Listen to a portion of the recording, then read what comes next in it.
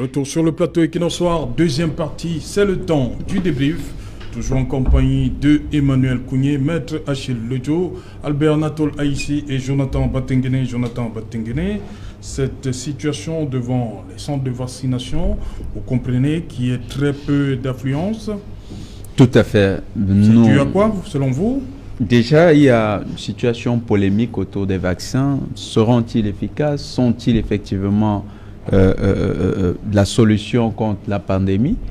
Surtout qu'actuellement, il y a une controverse qui est en train de naître du côté de l'Inde, un nouveau variant qui sera un mutant qui ne réagit pas positivement à la vaccination. Toutes ces informations qui arrivent... Ce nouveau variant est au Cameroun déjà? Il n'est pas exclu qu'il pourrait être au Cameroun dans les prochains jours. Donc, il pourrait poser... Il vient par quel vol? Les Camerounais sont bien dans le commerce international. Il y en a qui vont en Chine acheter les marchandises, donc ils pourraient ramener le variant indien. Donc, c'est pas exclu.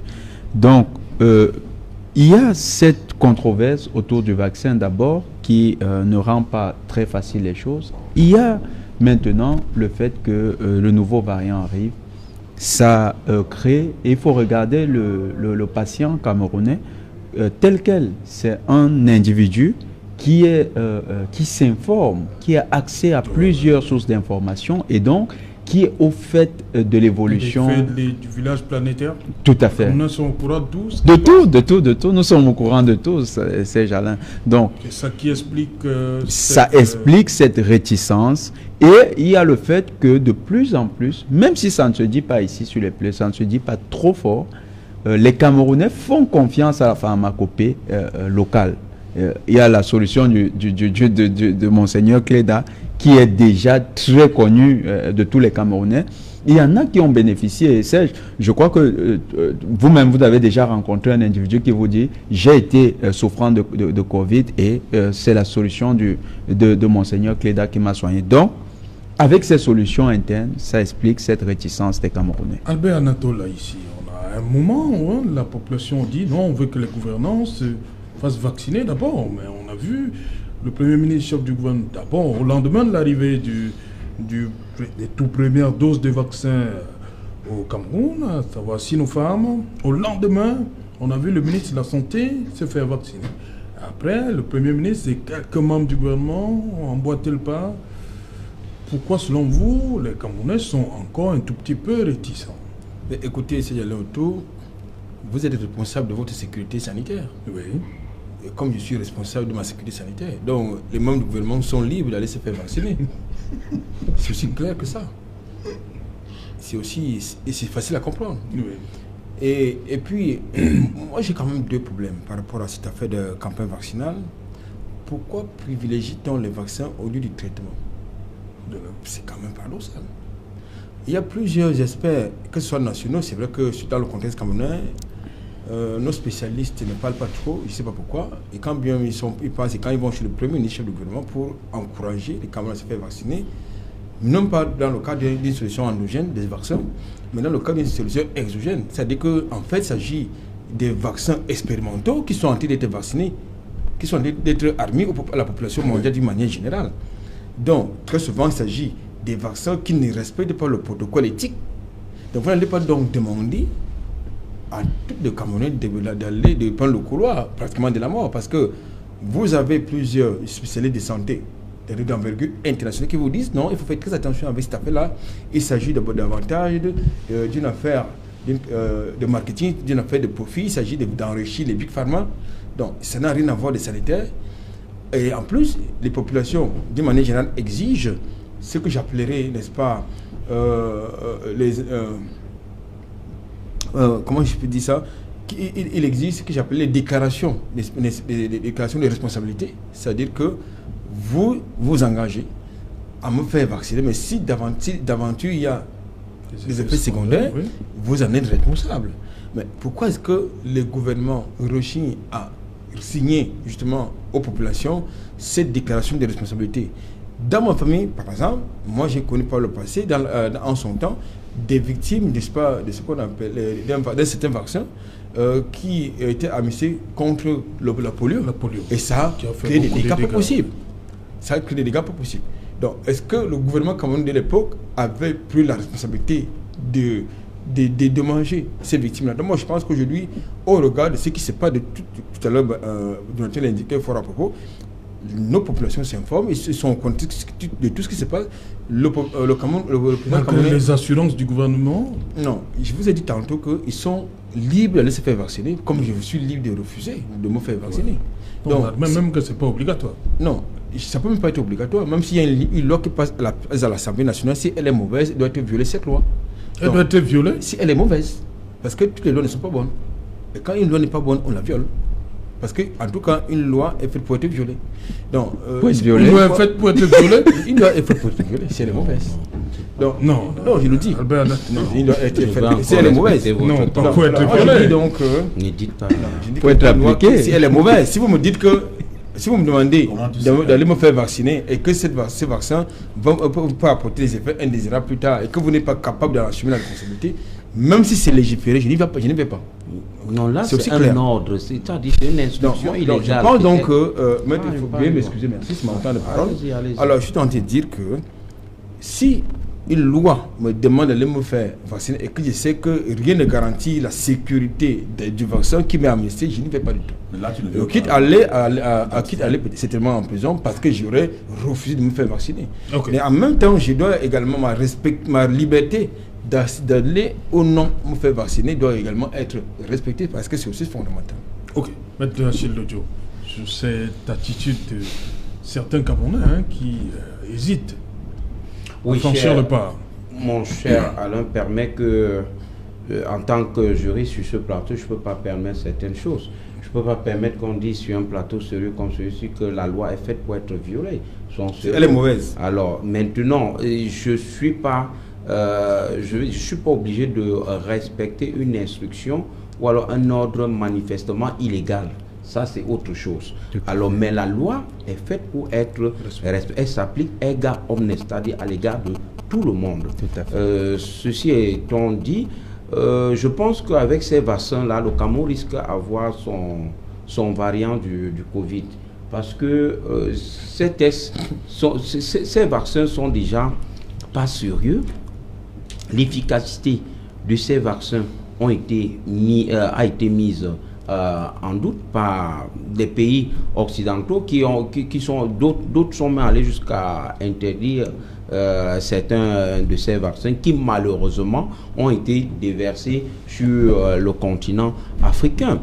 Mon cher Serge Alain, pour parler du cas du Cameroun et sérieusement en tant que Camerounais, un vaccin, je vais dire un virus, un microbe qui tue, invisible, qui tue, qui ravage, et que le vaccin arrive au Cameroun en quantité.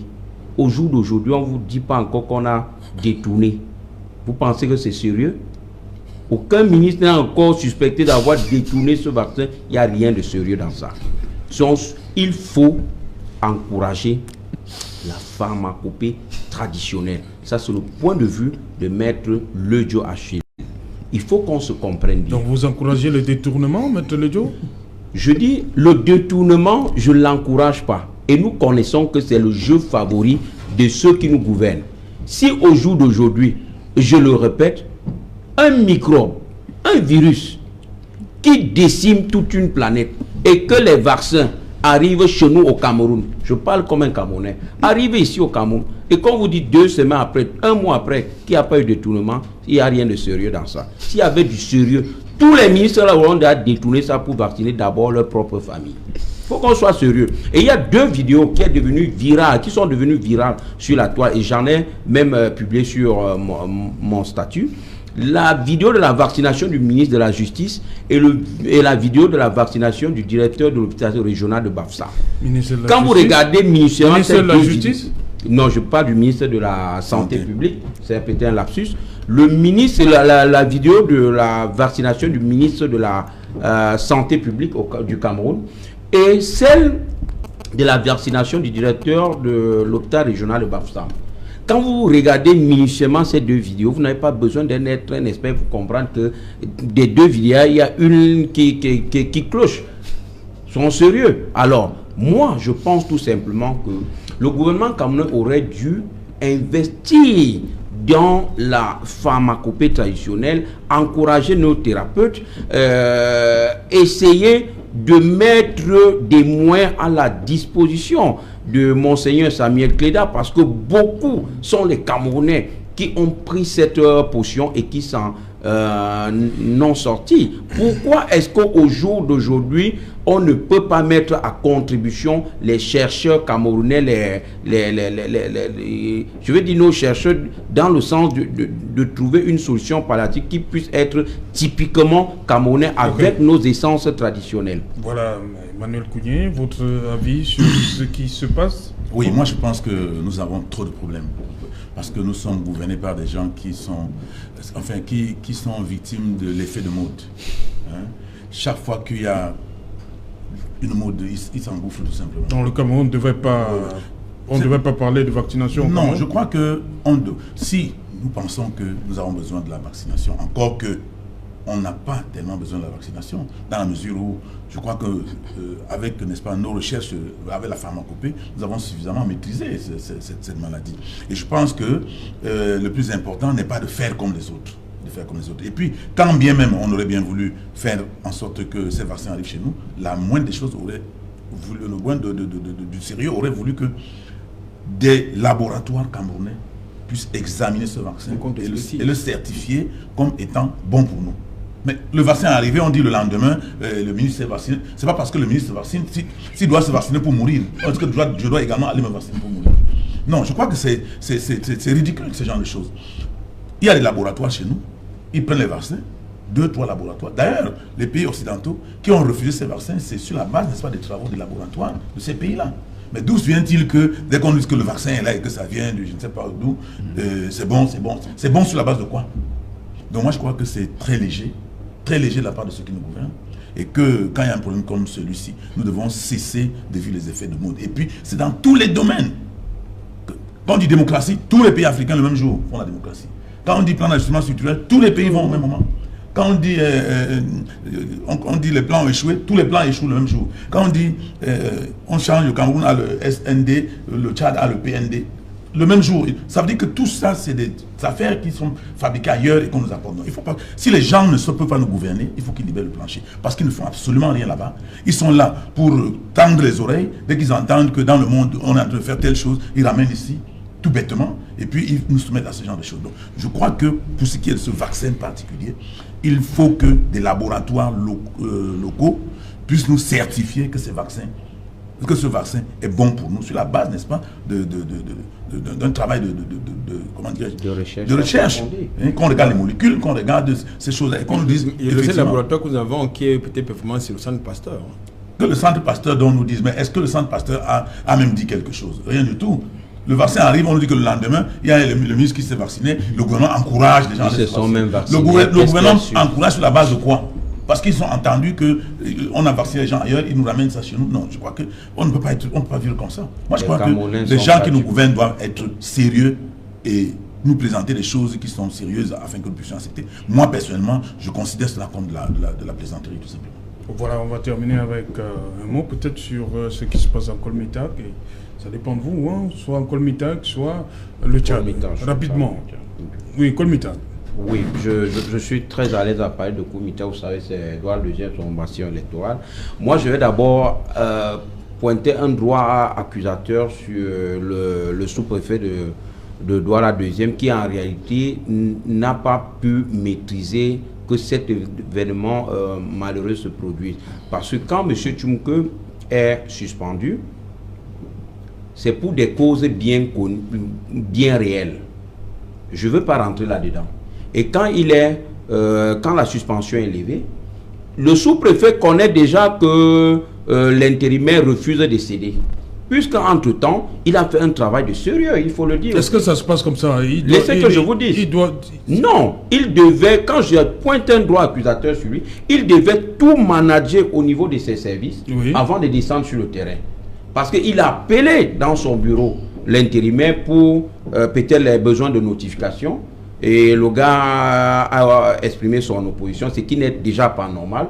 Alors le sous-préfet avait tout le pouvoir qu'il a dans l'administration des populations de Douala 2e, devrait effectivement amener ces deux partis à comprendre que c'est la légalité républicaine. La légalité républicaine voudrait que c'est M. Tchounkeu qui revienne aux affaires. Mais c'est pourquoi le sous-préfet est descendu, non, il devait gérer ça d'abord. Il devait calmer les ardeurs des uns et des autres déjà dans son unité. Je veux dire dans son bureau. Ce n'est pas une affaire qui devait aller plus tôt. C'est pas l'intérimaire qu'on a vu. C'est pas l'intérimaire qui manifestait, hein, c'est les populations. Les populations manifestent parce que durant les 9 ou 10 mois d'intérim, il y a eu beaucoup de choses. L'électricité qui est actuellement, nos mamans, nos soeurs qui vendent le billet au bloc 7 et 6 là, plus bas là, ne connaissent plus durant l'intérim les affres de M. Tchounkeu, mais seulement la légalité voudrait qu'une fois la suspension levée, que celui-là revienne aux affaires.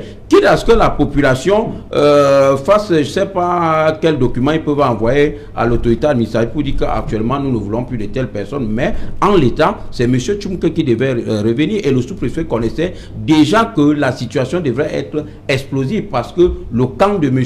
l'intérimaire était toujours très courroucé. L'autodéfense qui est là-bas, c'est l'œuvre de l'intérimaire. Donc, et travaillant à la mairie, il a su organiser les jeunes autour des idéaux communs comme la propriété. Mais nous disons que la légalité républicaine voudrait que, une fois la suspension levée, que M. Tchounkeu revienne aux affaires tout simplement. Et au jour d'aujourd'hui, les populations de Komita doivent comprendre que le chef reste et demeure M. Tchounkeu, quitte à ce que on procède autrement pour passer effectivement à la désignation d'un autre chef.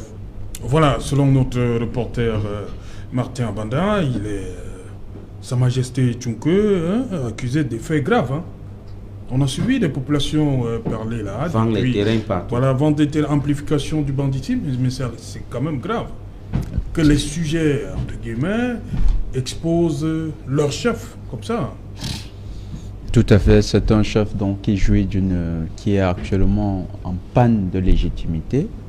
On ne demande pas un chef parce que le chef n'est pas élu, on ne demande pas un chef d'être forcément légitime, mais il doit poser des actions qui amènent à la cohésion sociale dans son espace de gouvernance, et il doit être quelqu'un qui est dans le management de proximité, c'est-à-dire qu'il est beaucoup plus proche des populations.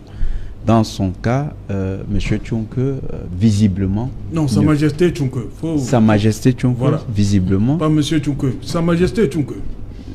Je vous prie de m'excuser. Oui. Sa Majesté Tchounkeu... Pour faire la différence. Sa Majesté Tchounkeu, visiblement, ne rassure pas sa population.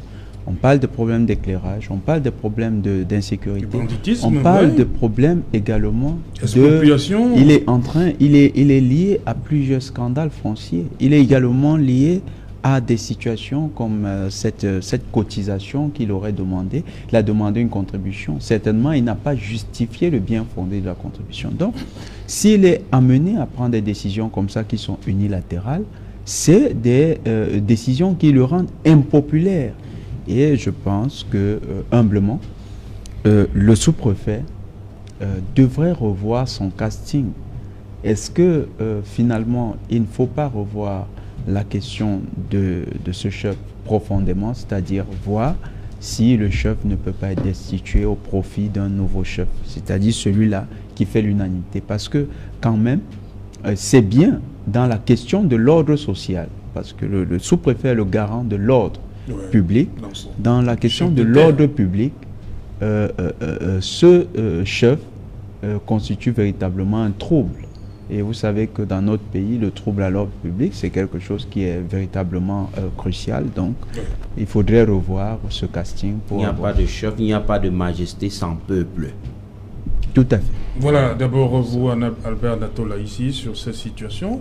Mais le sous-préfet est descendu pour revenir installer, on va le dire comme ça, celui-là qui a, on va dire, purgé sa peine. Disons que moi, pourquoi s'opposer à ce que Sa Majesté Tchounkeu reprenne les rênes? Bon, c'est vrai que je me serais Je me serais senti plus à l'aise au Tchad en voyant pour le Tchad, mais comme vous me non, si vous voulez intervenir sur non, le colmitat. je ne parle pas d'un colmitat parce que je sais que si le sous-préfet le remet là, c'est peut-être pour les élections. C'est qu'il l'aide à... Non. Ok, allez-y donc. Disons que, vous savez, le problème du Tchad, comme dans la plupart des pays de l'espace francophone d'Afrique, c'est la France.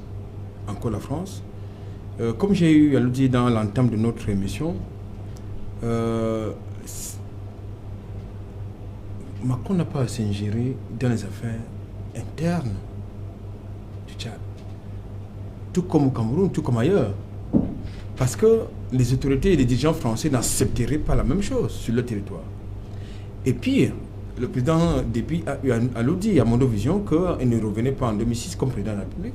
C'est la France qui a envoyé un constitutionnaliste violer la condition tchadienne pour qu'il se représente. Mais pourquoi? Pour préserver naturellement peut-être ses intérêts. Donc je pense qu'à un moment donné, si les dirigeants français... Donc c'est même une constitution qui est tout à fait factice. Parce qu'il faut, que il faut quand même que les téléspectateurs le sachent. Pour la problématique de souveraineté.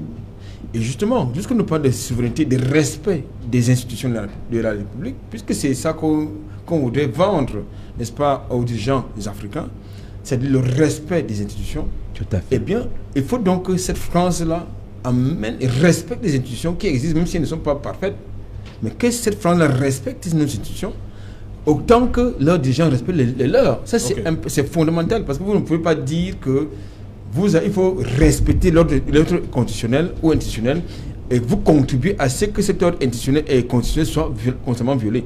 Et puis j'ai envie de dire une chose, et je termine par là, dans la perspective justement du sommet Afrique-France qui est prévu à Montpellier, M. Macron va faire feu de tout bois. Et je pense qu'il n'est pas, et je trouve inacceptable qu'on instrumentalise l'opinion publique tchadienne, notamment la jeunesse tchadienne, au profit des intérêts obscurs. Ou non, parce que pour peut-être se maintenir sur le territoire tchadien, non. Il va falloir justement que les Tchadiens règlent cette question, parce que c'est fondamental. Ok. Manuel Cuyen, oui, je voudrais parler également du Tchad. Je voudrais dire que moi je crois qu'il faut qu'on comprenne vraiment ce qui se passe. Ça ne nous sert à rien de parler tout le temps de souveraineté ou bien de l'Union africaine. L'Union africaine même est financée en partie par l'Union européenne. Ça veut dire que nous n'avons pas la possibilité c'est bien de dire que nous sommes souverains, mais vous ne pouvez pas parler d'égal à égal. Souverain quand vous demandez tout aux autres. Vous voyez par exemple quand on a atteint les points d'achèvement de l'initiative PPTE, on a créé les fonds. Oui, on a créé les fonds PPTE. Mais il y a un comité où les Français ils sont avec les Camerounais ici pour gérer les fonds PPTE. Ils peut-être parce qu'ils nous connaissent. Oui, ils s'ingèrent là-dedans. Non, c'est peut-être parce qu'ils nous connaissent. De toute façon, nous le faisons avec eux. Et puis M. Macron aujourd'hui, en France, la France n'est plus une terre de liberté dans le sens du mot. Avec ce qui s'est passé avec les Gilets jaunes, il y a eu violence, on a tué les gens. On a tué les gens parmi les Gilets jaunes. M. Macron est complètement discrédité en France. Et il pense que... Même avec sa gestion du Covid-19. Oui, il pense que venir, n'est-ce pas, démontrer aux Français qu'il a récupéré tel pays, peut peut-être l'amener à se faire élire à nouveau. Donc, d'où la nécessité pour lui de venir s'imposer au Tchad, désigner la personne qui doit continuer à gouverner le Tchad, et puis il le ferait pour tous les autres pays. Si c'est le Cameroun, il ferait pareil. Ça, ne vous trompez pas. Ça a été la Côte d'Ivoire, M. Sarkozy a fait pareil. Donc, nous ne sommes pas sortis de l'auberge. C'est pour ça que j'ai dit tantôt, il faudrait qu'à un moment donné, qu'on essaye de trouver un cadre où on va s'asseoir avec ces gens-là pour qu'on parle franchement. Si on ne s'assoit pas avec eux, le rapport de force fera donc qu'à tout moment, nous allons pleurnicher. Mettons sur pied des institutions fortes. Mais on ne le mettra que quand sur pied des institutions fortes. Mais c'est eux qui manipulent. Pas des individus. Ne personnalisons pas les institutions. Vous ne pouvez pas, ce n'est pas un vœu. Il faudrait que les conditions qui vont nous permettre de mettre sur pied des institutions fortes soient réunies. Si nous voulons mettre des institutions fortes et ils interviennent en Côte d'Ivoire, ils ont intervenu, ils n'ont pas posé la question à quelqu'un, ils sont allés bombarder un palais présidentiel, arrêter un chef d'État, donner aux rebelles et le conduire à la CPI. Ça, il n'est pas question, c'est une question de rapport de force. Donc il faut discuter de ces rapports de force-là avec eux et puis les sortir de notre domaine. Mais nous ne pouvons pas passer le temps à faire des incantations. Parce que tout ce que nous faisons là, ce sont des incantations. Non. Ça ne peut pas apporter. Oui, il y a un élément, l'exemple de la Chine. La Chine, on a tous appris dans les cours d'histoire ce qu'on a appelé le Break of China.